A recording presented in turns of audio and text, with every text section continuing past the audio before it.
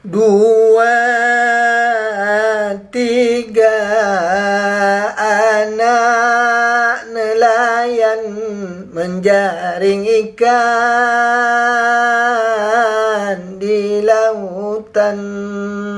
Buat apa mengenang mantan, dia bukanlah pahlawan. Dua, tiga anak nelayan menjaring ikan di lautan.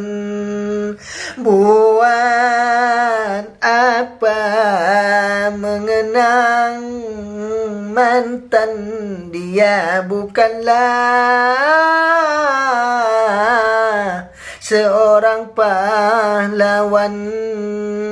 Buat apa mengenang mantan, dia bukanlah